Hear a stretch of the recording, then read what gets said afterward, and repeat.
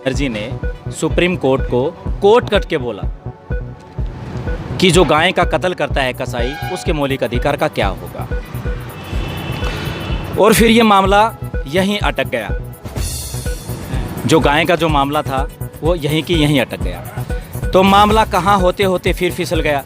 इसी तरह से एक बार और हुआ, हमारी संसद में सब हो जाना चाहिए, ये बिल पास हो जाना चाहिए, मगर क्या हुआ, एक महामहिम भारत देश में राष्ट्रपति पद का चुनाव लड़े हुए, जिसका नाम जीजी श्वेल, जो राष्ट्रपति पद का चुनाव लड़ चुके थे, जीजी श्वेल, वो खड़े हुए कि गाय का मांस मैं खाता हूँ, मेरा क्या होगा।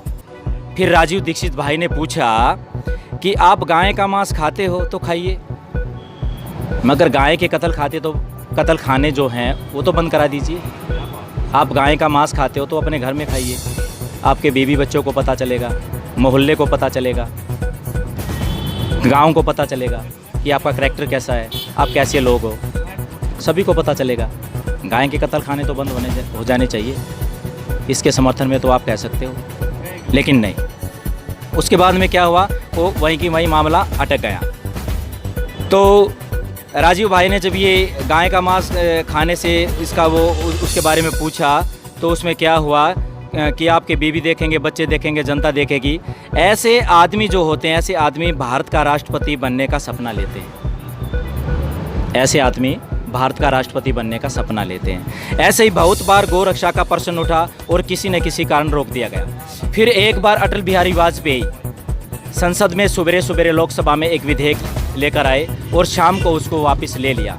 उसको वापस क्यों ले लिया, उसको बड़े ध्यान से सुना। मैं आपको ये बता देना चाहता हूँ कि श्री अटल बिहारी वाजपेयी को समर्थन देने वाली दो बड़ी पार्टियाँ थी, जिसका नाम था तेलुगु देशम और दूसरी का नाम था तृणमूल कांग्रेस। इन दोनों ने कहा अगर ये विधेयक आएगा और बहस होगी पार्लियामेंट में, तो अभी हम सरकार से समर्थन वापस लेते हैं और सरकार को गिरा देते हैं। ममता बनर्जी ने ये बयान दिया लोकसभा में। जब वो बाहर आई तो एक पत्रकार ने कहा, आप ऐसा क्यों बोल रही हो, ये मामला तो बहुत दिनों से अटका हुआ है, इसको क्यों नहीं पास हो जाने देती, हो जाने दो। तो ममता बनर्जी कहती है गाय का मांस खाना तो मेरा मौलिक अधिकार है। अब दूसरी तरफ से जो तृणमूल कांग्रेस पार्टी है, ऐसी ही एक पार्टी है तेलुगु देशम, उसका जो मुख्य है चंद्रबाबू नायडू, उसने हैदराबाद में बयान दिया अगर सरकार ने गौ हत्या का बिल पारित कराया, अगर सरकार ने गौ हत्या का बिल पारित करा तो हम समर्थन वापस ले लेंगे। तो हुआ क्या, अटल बिहारी वाजपेयी अपनी सरकार बचाने के चक्कर में जो बिल सुबह लेकर आए थे, उसको शाम को बिना बहस किए हुए वापस चले गए। तो ऐसे हमारे देश में हम जिनको चुनते हैं कि हमारे ये देश के रक्षक है, लेकिन हम बाद में वो भूल जाते हैं, लेकिन वो देश के भक्षक होते हैं।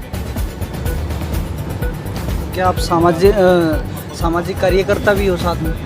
मैं सामाजिक कार्यकर्ता इसलिए हूँ कि मैं जो बातें पार्लियामेंट में होती हैं, पार्लियामेंट में बहुत सी ऐसी बातें होती हैं जो एक दूसरे पे आरोप लगाते हैं, लालछन लगाए जाते हैं, एक दूसरे पे गाली गलौज की जाती है, एक दूसरे पे जूते बरसाए जाते हैं।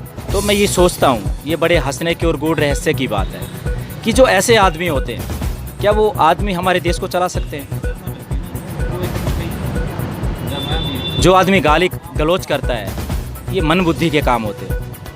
और वही मन बुद्धि के आदमी जिनको हम चुन के भेजते हैं पार्लियामेंट में और संसद में, एक दूसरे पे आरोप लगाते हैं कि तुम्हारा 80 कोटी स्विट्जरलैंड में है, स्विस बैंकों में है, तुम्हारा 90 कोटी है, तुम्हारा 1 कोटी है। ये एक दूसरे पे लालछन लगाते हैं। इनको देश की कोई चिंता नहीं है। इनको जनता, हमारे देश की जनता के बारे में कोई भी आज तक किसी भी प्रावधान से, किसी भी तरह से अगर ये देश से जुड़े हुए हैं